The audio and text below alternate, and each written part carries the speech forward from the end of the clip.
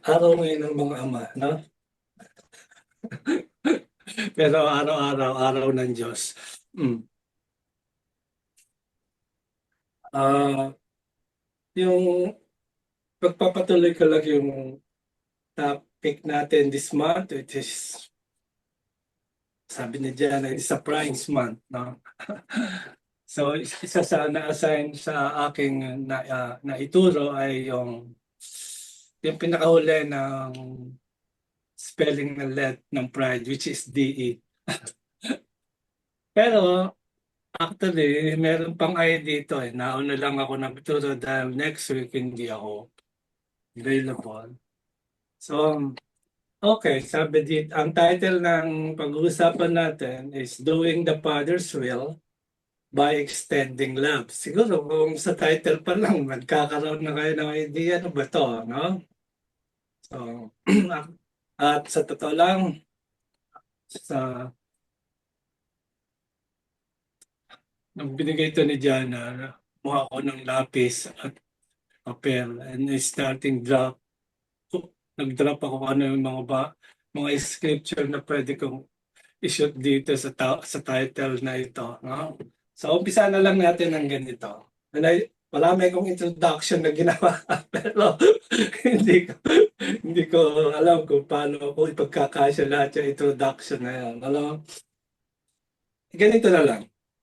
Make it simple.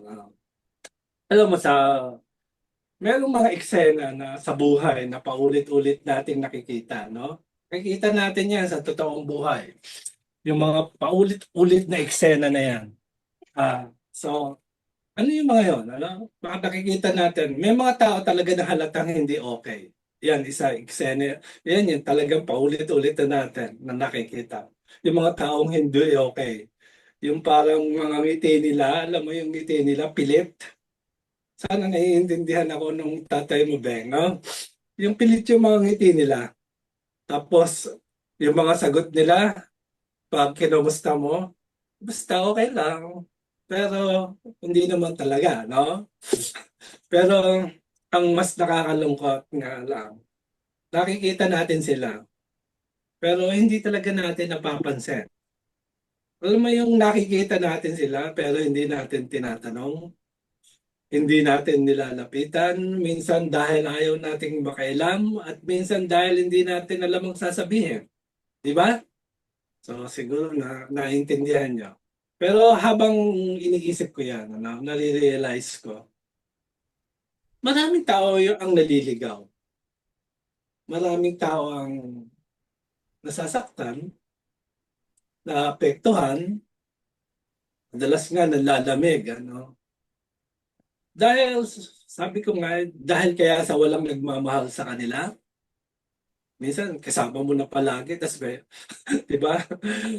Hindi dahil walang nagmamahal sa kanila eh. Kundi dahil walang nagpapaabot ng pagmamahal sa panahong pinaka pinakakailangan nila yung mga yan. At doon talaga napapatanong ako madalas. Paano kung yung pag-ibig o yung pagmamahal ng Diyos ay hindi lang para pala maramdaman ko, kundi para pala ipasok ko to sa iba, no? Kailangan maramdaman din ng iba. So yun yung pag-uusapan natin ngayon. Kung paano yung pagmamahal ng Diyos ay hindi lamang para maranasan ko o maranasan natin, kundi para pala ito umaabot dun sa iba sa pamamagitan natin. So alam niyo may mga bagay talaga sa buhay na hindi natin kailangang pag-isipan ng matagal pa, no? Yung kailangan ko ba mag-isip ng matagal para mamalaman mo kung ano ang dapat gawin? So minsan kailangan lang natin ng simpleng tanong. Ano yung tanong na pwede natin hindi na pinag-iisipan? Yung bang may nakita ba akong nangangailangan? O kaya may napansin ba akong tao na dapat kong lapitan? So, may mga taong dumaan ba sa araw ko ngayon na kailangan pala ng tulong pero hindi ko napansin? I mean, kung magiging tapat tayo, no, sa sarili natin, Hindi naman problema na wala tayong nakikita eh. Ang totoo, marami tayong nakikita araw-araw. Ang problema, hindi lang, hindi natin laging nakikita ang pangangailangan nila. O hindi natin naririnig yung mga salita.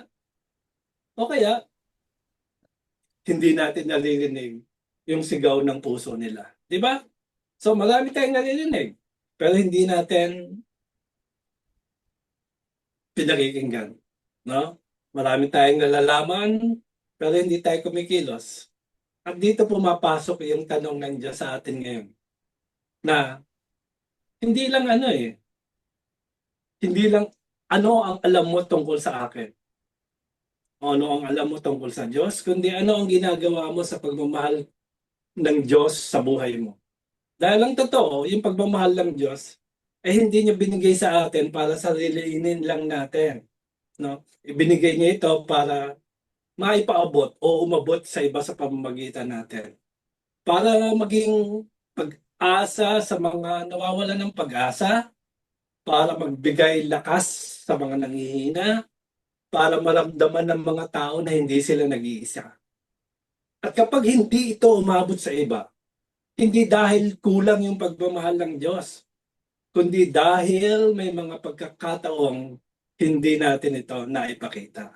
So kaya ngayong araw na to, pag-uusapan natin yung isang napakasimpleng at napakalalim na katotohanan. Sabi nga is, we do the Father's will when His love flows through us to meet the needs of others. So yung Biblia, sa Biblia, marami tayong makikita ng kwento nito, no?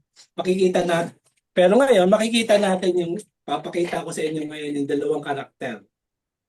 Na, itong dalawang karakter na ito, hindi ito sikat. Hindi malaki yung pangalan nila. Pero ginamit ng Diyos para ipakita sa atin kung ano ang itsura ng pagmamahal na ipinapakita. Yung itsura ng pagmamahal na ibabahagi at yung itsura ng pagmamahal na kumikilos o gumagalaw.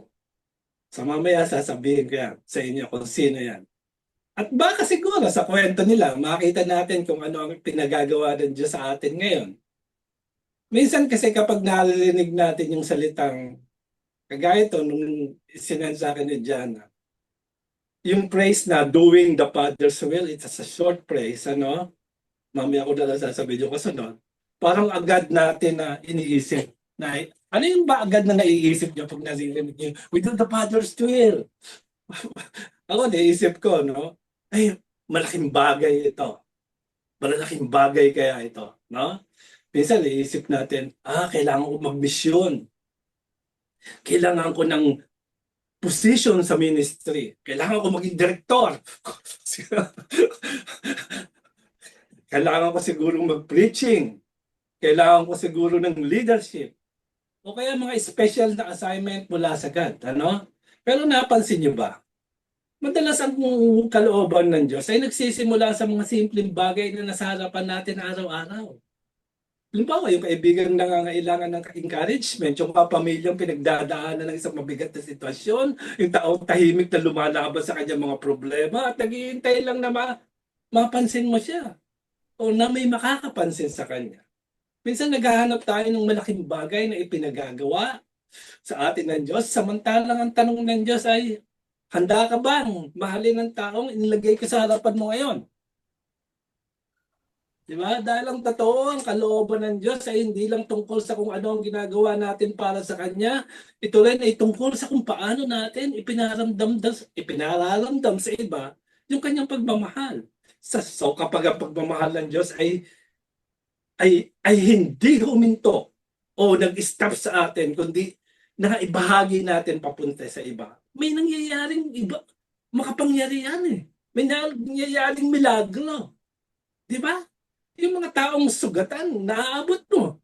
Yung mga nanghihina, napapalakas mo. Di ba milagro yan? Yung nawawala ng pag-asa, ay mudling nabibigyan ng pag-asa. At sa mga simpleng sandaling yan, nagiging bahagi tayo ng ginagawa ng Diyos sa buhay ng mga tao. Gusto niyo ba yun?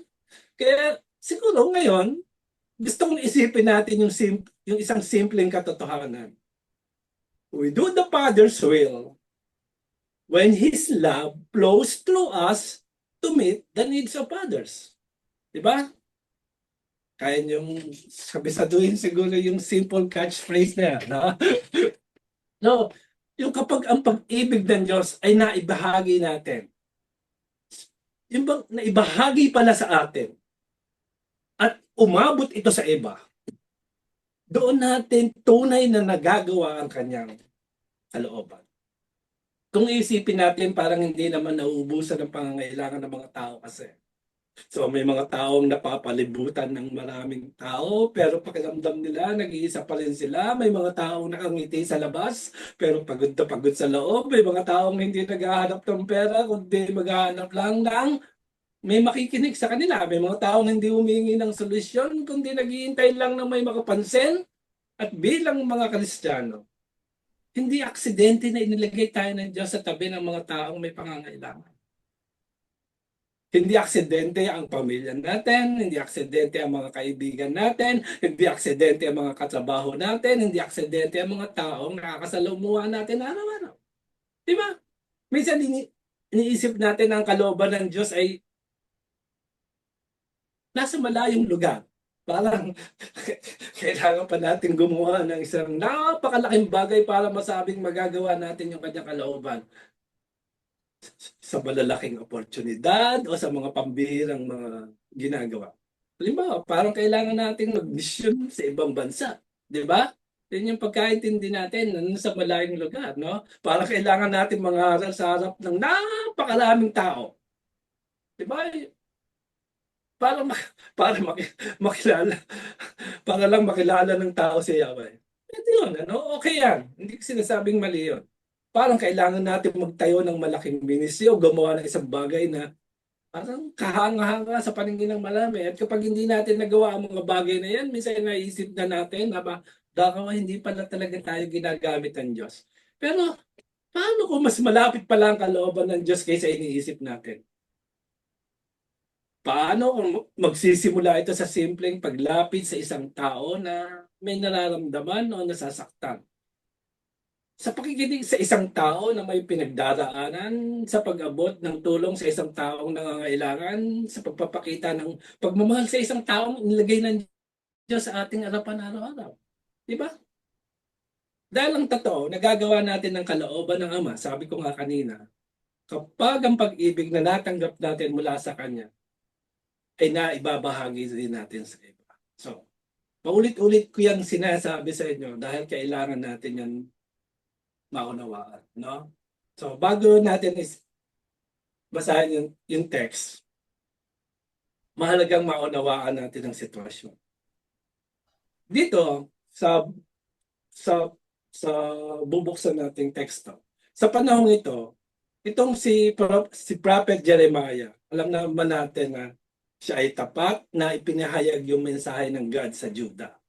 Pero dahil hindi nagustuhan ng maraming pinuno yung kanyang mensahe, tinutulan nila siya, no? Sa halip na pakinggan si Jeremiah, ang salita ng Diyos, pinili nilang patahimikin yung mensahero, si Jeremiah. Kaya si Jeremiah, ang ginawa nila, para bang dinakip nila si Jeremiah, hinulog sa isang malalim na bangon o cistern na wala ng tubig. Parang pagkaintindi ko nga, itong balon na to, kumunoy, na kung saan puro putik.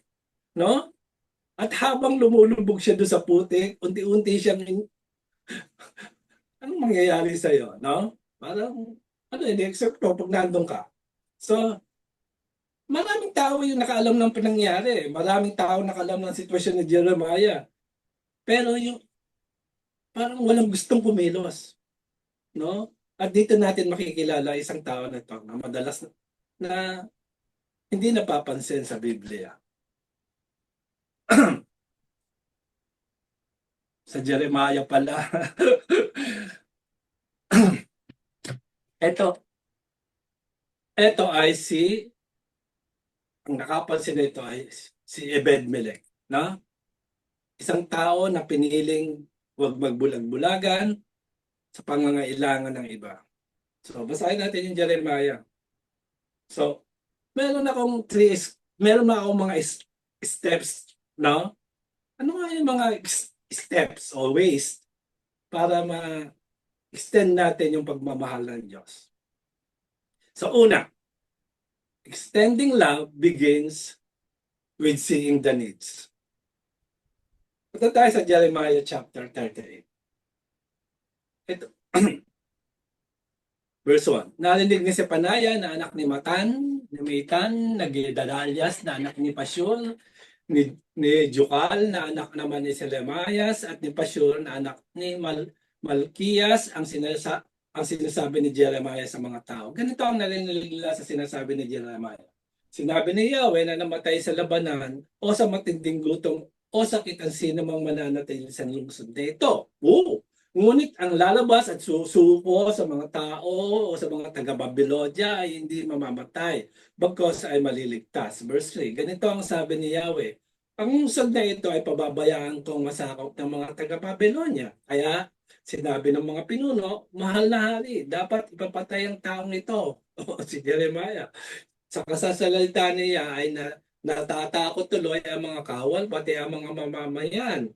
Hindi nakakatulong sa bayan ng taong yan. Nais pa niyang mapahamak tayong lahat. Sabing ganon. Kaya sinabi ni Haring Sedekaya, kung gayon gawin niyo ang nais ninyo, hindi ko kayo mapipigil. So, anong ginawa nila? Dinakip nila si Jeremiah at hinulog saan?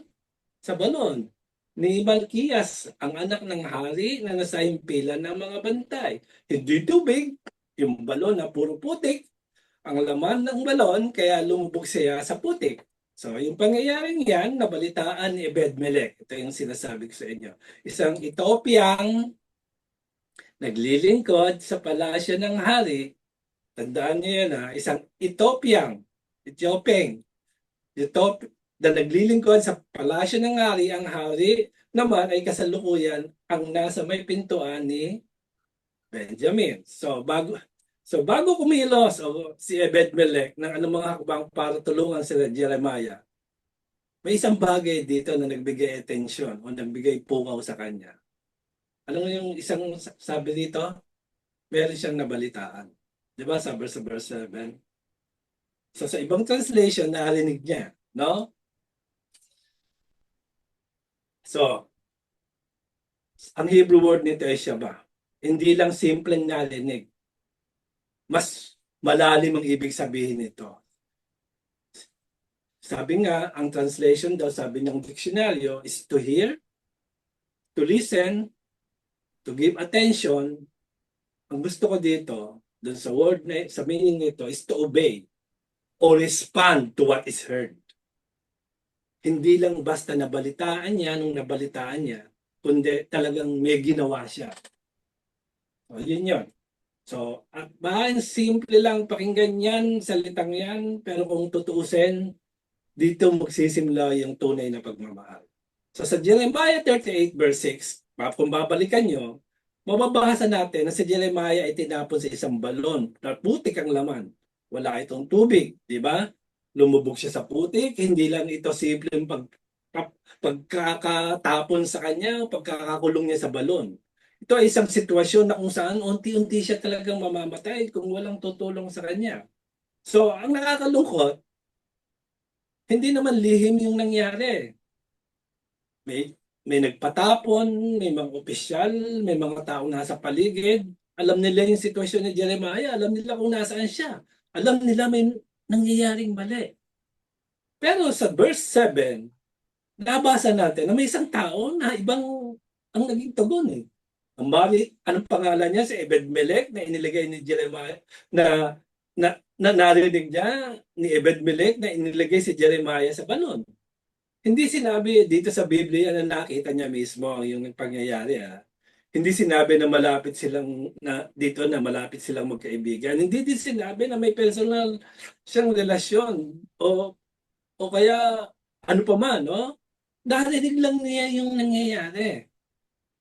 Yung pangyayari. Pero, nang marinig niya yun, para bang alam mo yung may tumibok sa puso mo. At mayroon isang detalye na dito na ayaw kong palampasin. Sinabi dito sa verse 7, na si Ebed-Melech ay isang Ethiopia, ano nga, sabi nga isang kushit, no? Ayaw ko paano binabasa yan. Isang dayuhan. Hindi siya propeta. Hindi siya pare. Hindi siya spiritual na leader ng Juda. Simpleng tao lang to. So kung tutusin, may dahilan siyang sabihin, hindi ko problema yan. Di ba? Hindi, hindi ko laban niyang pinaglalabanan niya, hindi ko responsibilidad dyan. Pero hindi ganun yung naging puso niya eh. Dahil yung pagmamahal ng Diyos, ay hindi muna nagtatanong kasi kung bakit siya tutulong eh. Ganun ba yung pagmamahal ng Diyos? Magtatanong ka muna kung bakit ka tutulong? O kaya yung salitang, ganun ba yung pagmamahal ng Diyos na nagtatanong, responsibilidad ko ba yan? Ganun ba yun? So ang tanong ng pagmamahal ay,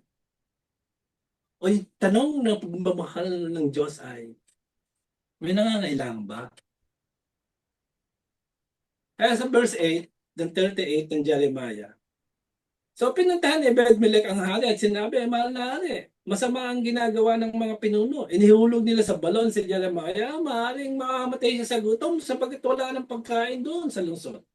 So ang nangyari, to sum it up, agad siyang pumunta sa hari, nagsalita para kay Jeremiah, habang iba naman ay tahimik, di ba? So nagsalita siya, habang ang iba walang pakialam, nagmalasakit siya, habang yung iba ay nagbulag-bulagan, pinili niyang makita ang sitwasyon na ayon sa pananaw ng pagmamahal. 'Di ba? At alam niyo minsan hindi naman problema ng mundo yung sabi ko nga kanina na walang nakakakita. Ang problema maraming nakakakita pero kakaunti ang talagang nakakapansin. So, meron kasing pagkakaiba yung salitang tumingin at makakita eh. Di ba? may, may pagkakaiba yung salitang yung malaman mo at saka yung magmamalasakit. May pagkakaiba yung salitang makarinig ng problema ng isang tao. Di ba? At hayaan mo na lang, no? I mean, isipin natin si Jeremiah, no? Nasa bulon siya. Wala siyang kakayahang tulungan ang sarili niya. Hindi siya makaahon gamit yun sa sarili niyang lakas. So, kailangan niya ng isang taong makakapansin eh. Kailangan niya ng isang taong magsasabing, hindi kita iiwan dito.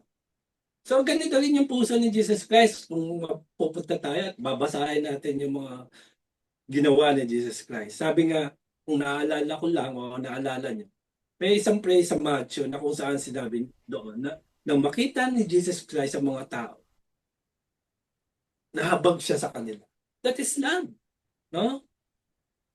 I mean, pag binasa niyo yung buong chapter na yun, pag mapapansin niyo talaga, bago kumilos si Jesus, o bago si Jesus Christ gumawa ng himala, bago siya magturo, bago siya kumilos, alam niya kasi at nakita niya ang mga tao at nahabag siya sa kanila. At ang habag na yun ay nagsimula saan? Sa pagtingin, sa pagmamalasakit. Di ba? Ganun yun eh. Yung pagmamalasakit kasi nagsisimula yan sa nakakita mo kasi. Sabi nga di ba sa Philippians 2, basta nandun yun, nalimutan ko lang yung verse. Huwag lamang ang sariling kapakanan ng isipin natin. Di ba? Kundi pati yung kapakanan ng iba. So, ibig sabihin, tinatawag tayo ng Diyos na magkaroon ng mga matang marunong makakita ng pangangailangan ng iba. At kung magiging tapat tayo, marami pang balon dyan sa panahon natin ngayon. May mga tao talagang nakakaramdam na matinding kalungkutan kahit napapalibutan ng maraming tao eh. May mga pamilyang tahimik na nakikipaglaban sa problema. Problema nila, ano man yan, sakit, pinansyal. May mga tao talagang nawawalan ng pag-asa, ngunit hindi nila maipakita sa iba. At talagang may mga Kristiyano, mananampalatayang dumaraan sa spiritual, ang batag na nila, spiritual dryness. At pakiramdam nila ay walang nakakaunawa sa kanilang pinagdaraanan. Kaya nga sabi ko, ang totoo, marami pa rin mga balon ngayon eh. Nag-iiba lang sila ng itsura. I mean, kaya tanungin, bago tayo tanungin ng Diyos kung ano ang gagawin natin.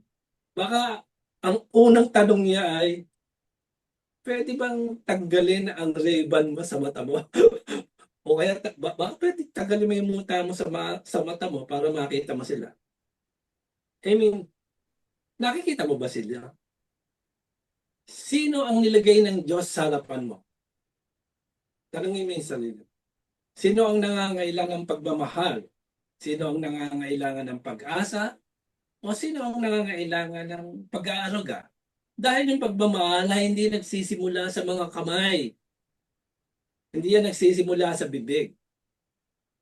Nagsisimula ito sa mga tengang marunong makinig, matang marunong makakita, at sa pusong handang magmalasakit. Si Ebed-Melech ay naging daluyan siya ng pagmamahal ng Diyos dahil pinili niyang makita yung hindi napapansin ng iba. Para bang love notice what others ignore. Di ba?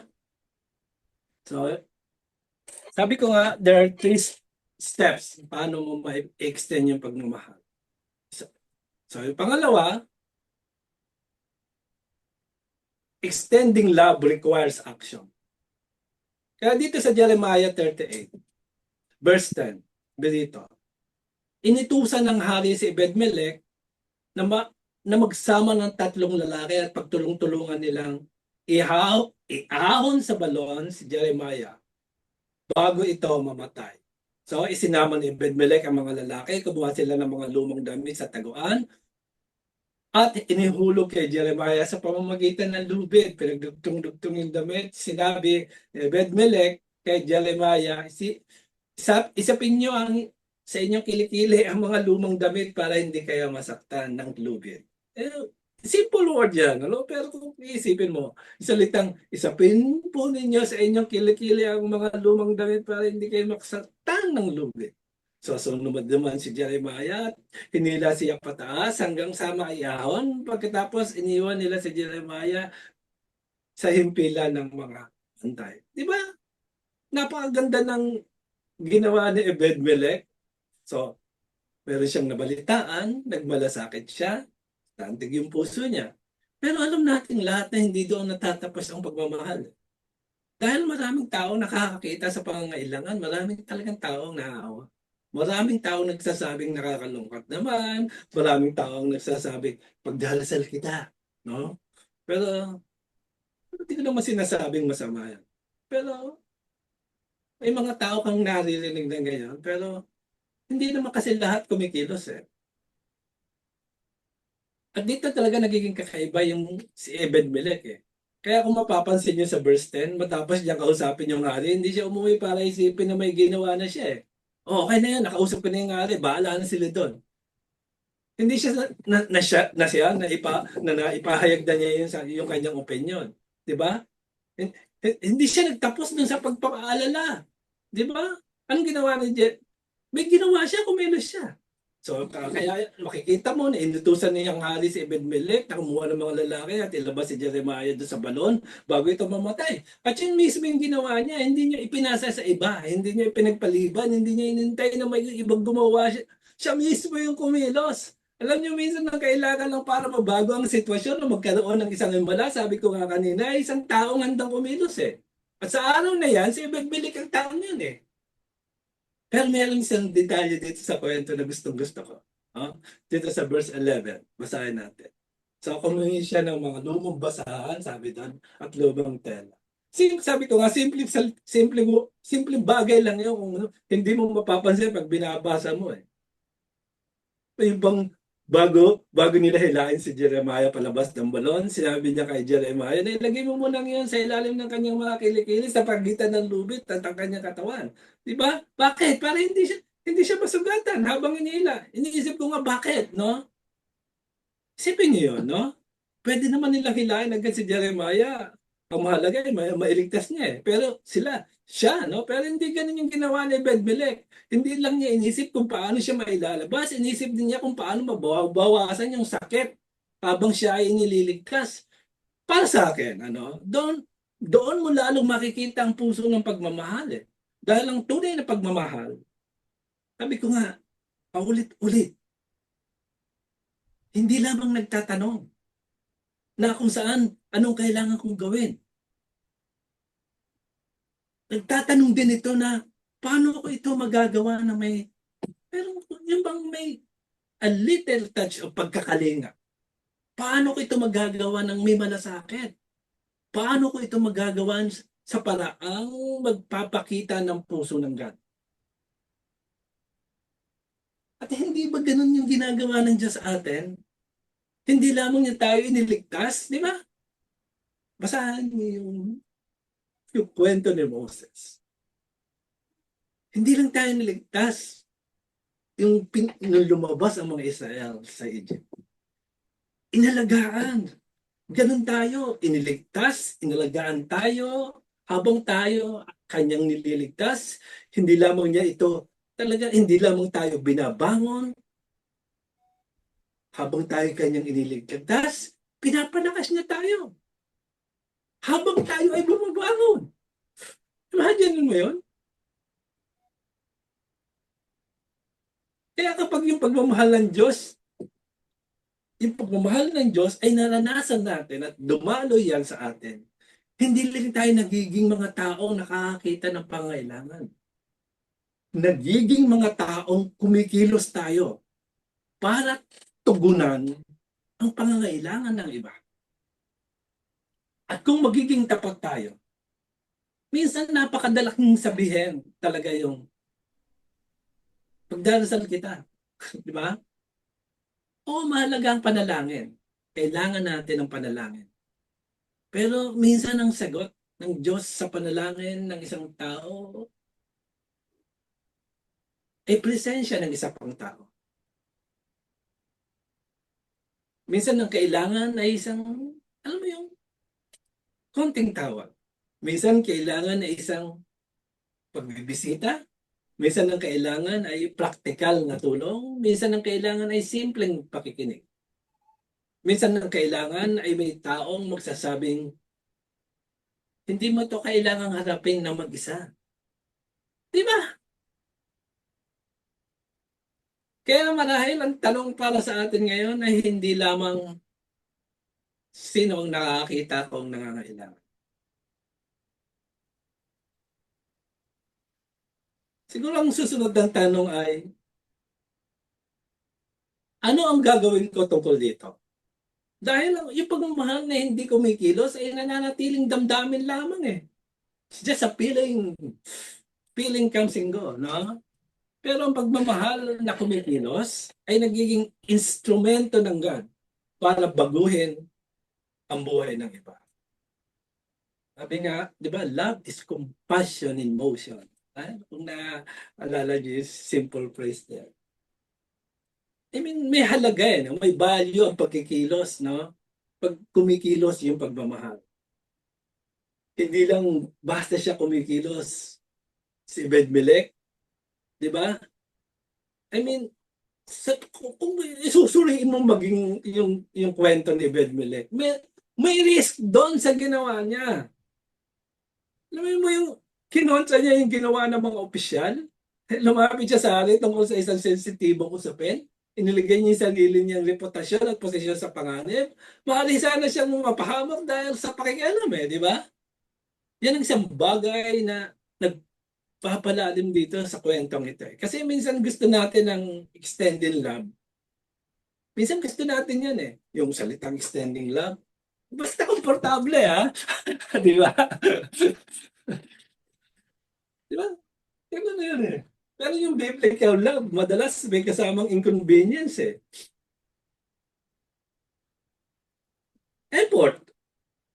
Di ba? Yung, yung pagmamahal na yan, sinasabi ng Diyos atin, may kasama yung inconvenience, may kasamang effort, ano pa?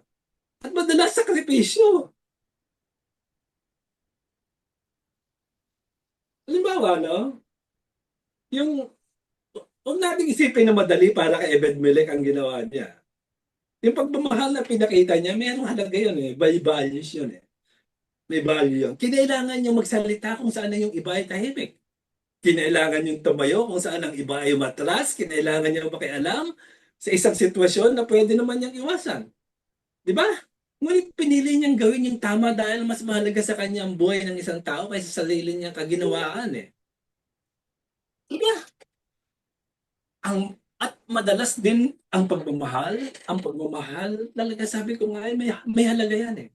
Ang pagmamahal ay effort, ang pagmamahal ay may sakripisyo. Ngunit, tandaan nyo, kapag yung pagmamahal ng Diyos ang kumilos sa atin, handa tayo magsakripisyo para sa kapakanan ng iba. Parang ngayong Father's Day, napapaalala tayo kung ano ang puso ng isang tunay na ama. Di ba? Hindi self-centered, kundi self-giving. Isang ama na handang magsakripisyo para sa kapakanan ng iba. At bilang mga anak ng Diyos, tinawag tayo na ipakita rin ang ganitong uri ng pagmamahal. Kaya napakaganda ng halimbawa ni Ebed-Melech eh. Litin ko, may narinig siya, kumilos siya, at may isang buhay na nailigtas. Pero, minsan inisipin mo, hindi lahat ng pagkakataon para ma-extend ang pagmamahal ay dramatic, no? Hindi sa lahat ng pagkakataon drama. Hindi lahat ay tungkol sa pagligtas ng isang tao mula sa balon. Minsan ang pinakamalalim na pagmamahal ay hindi nakikita sa isang malaking sandali. Nakikita ito sa araw-araw ng katapatan natin. Sa maliit na nagawa, yung bang para bang yung simple act of kindness. Sa mga simpleng paglilingkod na paulit-ulit na ginagawa kahit walang nakakakita. Di ba?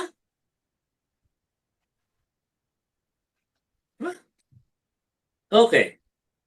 Bago natin basahin yung susunod na text, makikilala natin naman tong isang babae na hindi tanyag. Mas gusto kong magbigay ng halimbawa ng mga taong hindi kilala, no? Na minsan hindi natin napapansin sa Bible, no? Ah, hindi siya isang tanyag sa mga malalaking gawain sa simbahan o sa mga kilalang posisyon sa simbahan. Alam niyo kung sino siya? Alam niyo kung sino? Bigyan ko kay 100 euro. Sabi sa akin ni baby, sana daw may 100 euro siya kahapon. Kasi alam niya daw yung sagot. Doon sa tanong ko. Joke lang. No? So ang pangangailangan niya, ay ang pangalan niya pala. Hindi pala kailangan ni baby ng 100 euro. Marami siya noon. So ang pangalan ng taong ito ay si Gamaliel, no? Si Davion, no? Ang pangalan niya ay Tabita, na tinawag ding Dorcas. Di ba? Nabuhay siya sa isang simpleng paraan pero puno ng kabutihan at malasakit. So, sa panahon ng kanyang buhay, no? Kilala siya hindi sa kanyang salita, kundi sa kanyang mga ginagawa o sa kanyang mga pagkilos. At nang dumating ang isang pagkakataon na siya ay namatay, may isang bagay na ipinapakita o pinakita ng mga tao na naiwan niya. Hindi mga salita, kundi yung mga gawa ng pagmamahal na nararamdaman ng kalamihan o ng napakarami. At dito natin makikita kung paano ginamit ng Diyos ang isang buhay na tapat sa paglilingkod. Acts 9. Kita kayo sa Acts 9. O, nandiyan pala yan sa screen niyo. Okay, dito na tayo mag-close kay Tabita. Chapter 9 ng Acts, verse 1. Verse 1 ba to? Basta dyan. At kung si Ebed-Melech ay larawan ng pagmamahal na kung saan ay sumagip, no? Si Tabita naman ay larawan ng pagmamahal na patuloy na naglilingkod. Kung si Ebed-Melech ay larawan ng pagmamahal na kumikilos sa isang kritikal na sandali, Si Tabita naman ay larawan ng pagmamahal na tapat na naglilingkod araw-araw. Dito natin makikita yung, sabi ko nga, sa kwentong ito, yung ways, pangatlong paraan o pangatlong steps tungkol sa pag-extend ng pagmamahal. Di ba kanina nakita natin yung una, love notice, love moves. Dito may transition. Love continues through consistent services o service. So, extending love leaves a lasting impact. Yeah? So, si Tabita serve people consistently. Kaya sa verse 3 ng Acts, verse 36 pala ng Acts 9. Sa Joppa naman, may isang alagad. Acts 9:36, ha? At may isang alagad na babae na ang pangalan ay Tabita. Oh. Sa wikang Griego, ang kanyang pangalan ay Dorcas. Ginugol niya ang kanyang panahon sa paggawa ng kabutihan at pagkakawang gawa. So, ng mga araw na iyon, nagkasakit siya at namatay. Nilinis ang kanyang bangkay at binurol sa gilid, sa itaas, o sa silid sa itaas. Malapit lang sa Joppa ang Lida, kaya nang mabalitaan ng mga alagad na si Pedro ay nasa Lida, nagsugo sila ng dalawang lalaki upang siya ay pakiusapang pumunta agad sa Joppa. Verse 39, sumama naman sa kanila si Pedro at pagdating doon, dinala siya sa silid sa itaas, kaagad lumapit sa kanya ang lahat ng mga byuda, umiyak sila at pinakita ang mga damit at mga balapal na ginawa ni Tabita o ni Dorcas para sa kanila nung ito ay nabubuhay pa. Di ba? Alam niyo itong kwento nito ni Dorcas o ni Tabita. Napakaliit lang na portion ito sa Biblia. Kaya, pero alam ko naman na siguro hindi nyo lang naaalala, pero nabasa nyo na yan. Pero hindi ito madalas napapansin. Dahil konti lang ito. Ito, binasa natin. I mean, nabasa natin na siya talaga ay laging consistently gumagawa ng mabuti at tumutulong sa mahihirap. Ay napakagandang paglalarawan ng isang buhay, di ba? Hindi sinabi sa Biblia na si Tabita isang dakilang mangangaral. Hindi sinabi na siya ay isang sikat direktor na leader, no? Hindi sinabi na marami siyang titulo o posisyon. Ang sinabi sa Biblia ay simple, pero napakalalim. Sabi nga sa Ingles o dito sa Tagalog, sa Ingles naman ay she was always doing good in helping the poor. Palagi! Hindi paminsan-minsan. Hindi kapag convenient. Hindi kapag may nakakakita. Kundi palagi. At alam nyo, minsan iniisip natin na para magkaroon ng impact sa buhay ng iba, kailangan natin gumawa ng, sabi ko ngayon, malaking bagay. O kaya extraordinary. O kaya dramatic ang dating. Kailangan heroic. Diba? Pero dito, pinapakita sa atin ni Dorcas o ni Tabita na ang mga simpleng gawa ng kabutihan, the simple act of kindness, kapag ginawa ng may pagmamahal at katapatan, ay nag-iiwan ng bakas sa puso ng mga tao na hindi madaling mabura. Diba? Basta sa verse 39, basahin nyo, sumama sa kanila si Pedro, pagdating doon, dinala sila sa silid sa taas, kaagad lumapit sa kanyang lahat ng mga byuda, umiyak sila, at pinakita ang mga damit at mga balabal na ginawa ni Tabita o ni Dorcas para sa kanila nung ito'y nabubuhay pa. Imagine niyo yun? So nung mamatay si Tabita, dumating si Pedro, may talagang itong eksenang ito na nakakaantig, lumapit yung mga balo sa kanya. At hindi nila ipinakita yung mga certificate ni Tabita. Eh, meron ba siya noon? O yung mga promotion na yun? hindi. Hindi nila ipinakita ang kanyang mga achievement. Hindi nila ipinakita yung kanyang mga titulo. Ang ipinakita dito ay ang mga simpleng damit na ginawa niya para sa kanila habang sila ay nabubuhay pa. Isipin niyo yan. Yung alaala nila kay Tabita ay hindi isang, ano, hindi ito isang sermon na, hindi isang posisyon, hindi isang programa, kundi mga konkretong gawa ng pagmamahal. Mga damit na natahi na kanyang mga kamay, mga pangangailangang kanyang tinutugunan, mga taong kanyang inalagaan. So yung kanyang pagmamahal ay ano? Nakikita, nahahawakan, at nararanasan. Para sa akin, yun ang isa sa pinakamagandang larawan ng pag-extend ng pagmamahal.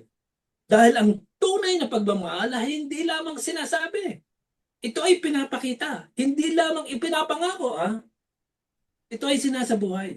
Hindi lamang nararamdaman, ito ay nararanasan ng ibang tao. At kung minsan, hindi agad miracle ang kailangan ng mga tao eh. Hindi agad breakthrough, no? Hindi agad malaking pagbabago. Minsan ang kailangan lang nila isang salita ng encouragement. Minsan ang kailangan nila ay yung simple act of kindness. Minsan ang kailangan nila ay yung pagbubukas palad. Minsan ang kailangan nila ay practical na tulong. Minsan ang kailangan nila ay isang taong handang maglaan ng oras.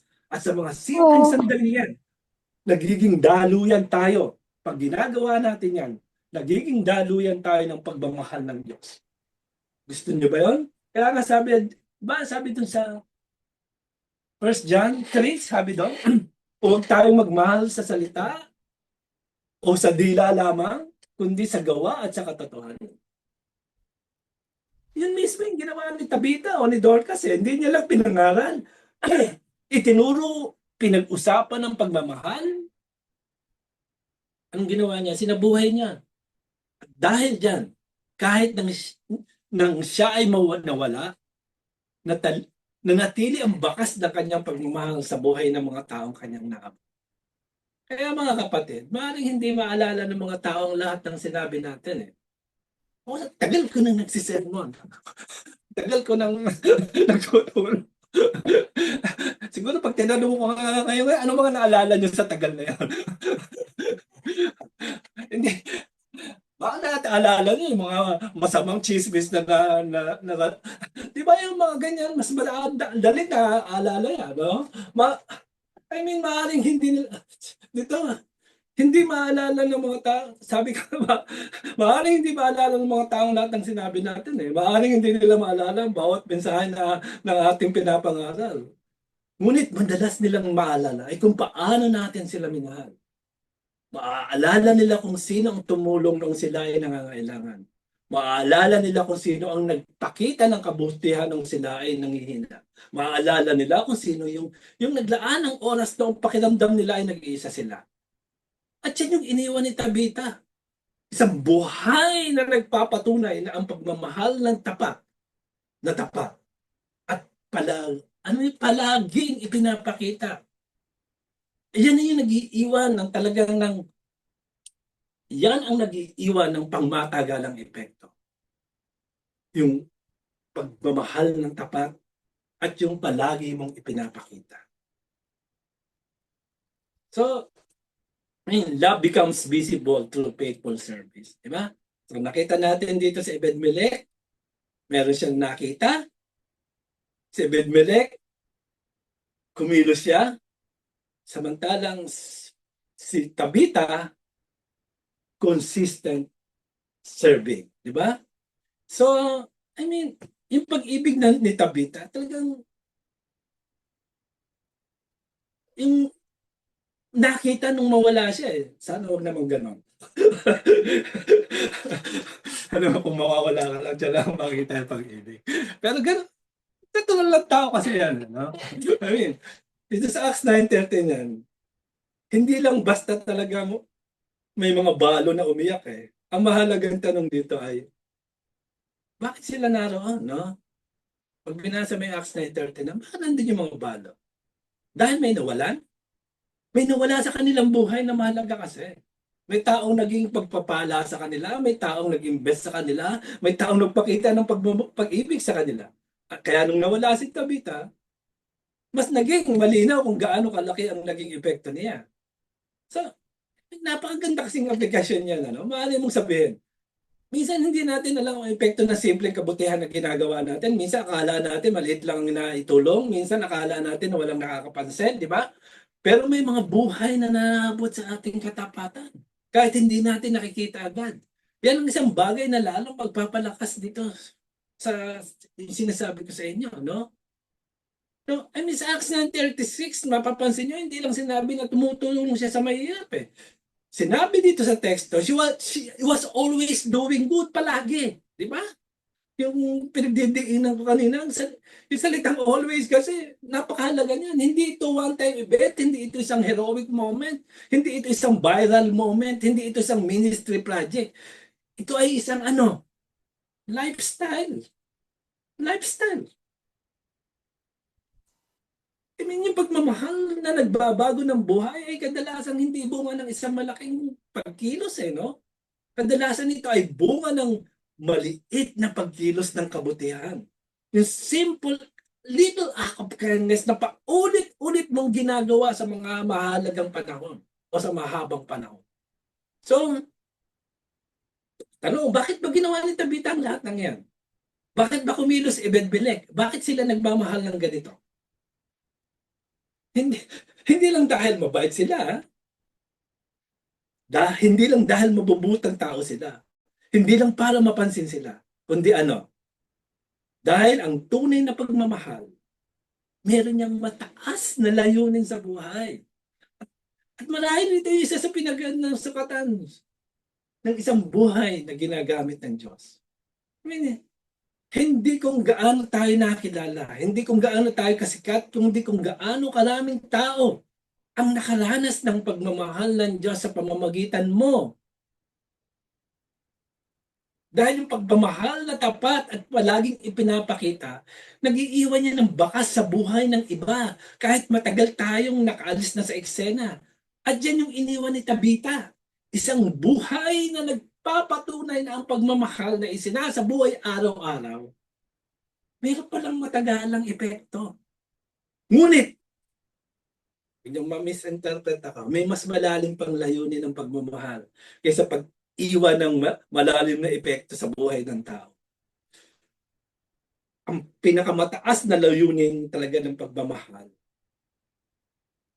ay ituro mo ang mga tao pabalik sa Diyos. I mean, para bang extending love points people to God. Yung bang mababasa o maiisip mo yung buong sermon. Both stories glorified to God. Sa buong sermon na ito, nakita natin si Ebed-Melech. Nakita niya yung pangailangan ng kumilos siya. Nagmalasakit siya. Nakita rin natin si Tabitha. Patuloy siyang naglingkod. Patuloy siyang gumawa ng mabuti. Patuloy siyang naging mapagpala sa iba. Di ba? Pero may isang tanong na dapat nating sagutin. Ano nga ba talaga ang pinakamataas na layunin ng pagmamahal? O kaya, ano kaya ang pinakamataas na layunin ng pag-extend ng pagmamahal? Para ba makilala tayo? Para mapurihin tayo ng mga tao? Para ba masabing mabuting Kristiyano yan? Ang sagot ay hindi.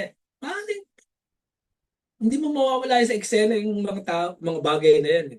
Yung purihin ka ng tao, sabing mabuti ka, di ba? Kristiyano, makilala. Pero hindi yun Dahil ang tunay na pagmamahal ay hindi tumutulong talaga sa sarili mo Ang tunay na pagmamahal ay tumutulong sa Diyos Sa kwento ni Ebed-Melech, naging instrumento siya ng Diyos upang iligtas ang kanyang propeta. Kung hindi siya kumilos, maaaring mamatay si Jeremiah sa balon, ngunit ginamit ng Diyos ang kanyang pagmamalasakit at katapangan upang ingatan ang buhay ng isang taong may mahalagang misyon sa Panginoon. Kaya hindi si Ebed-Melech ang bida ng kwento talaga. Ang Diyos pa rin yung bida dito Ginamit lang siya ng God bilang kasangkapan ng kanyang mga layunin, di ba? At ganoon din sa buhay natin. Kapag tayo ay nagmamahal, tumutulong at naglilingkod, hindi tayo ang source ng pagmamahal. Tayo ang Diyos. Di ba? Tayo ang kanyang ginagamit upang maabot ang mga taong nangangailangan. Para bang ikaw yung daluyan lamang ng pagmamahal ng Diyos. At mas malinaw natin itong makikita sa buhay ni Tabita. Matapos siyang buhayin ng Diyos dito. Binuhay kasi si Tabita eh. Sa pamamagitan ni Peter, may nangyaring kamangha-mangha. Tingnan niyo to. Punta kayo sa verse 42. Nandyan ba kayo? Meron ba akong ginawa niya? Sabi sa verse 42, nalaman ito sa buong Jopa. Binuhay siya. At marami ang sumampalataya sa Panginoon. Nung binuhay si Tabita. So, pansinin yung ending ng kwento. Yung ending ng kwento, hindi. Maraming humanga kay Tabita. Hindi rin eh. Hindi yun.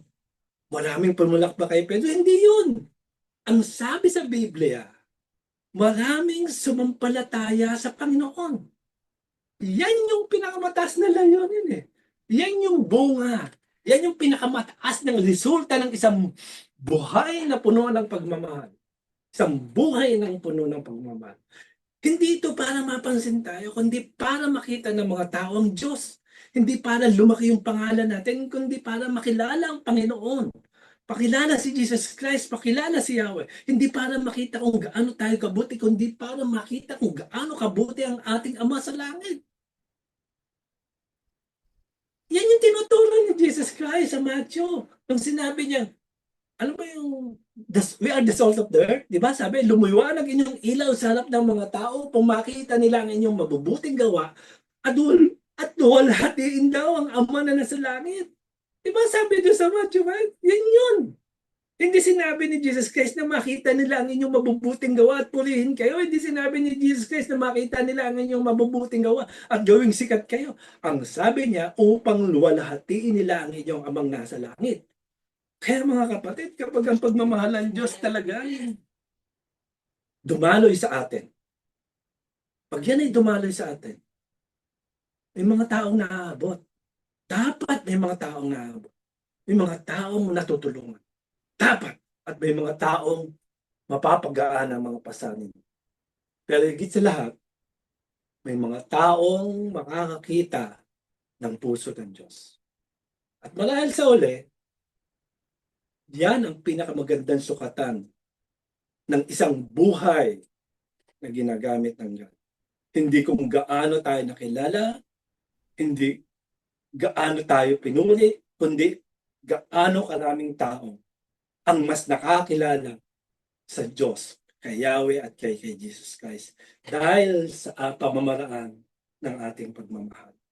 Dahil ang sabi ko nga, ang tunay na pagmamahal ay hindi dapat huminto sa tao.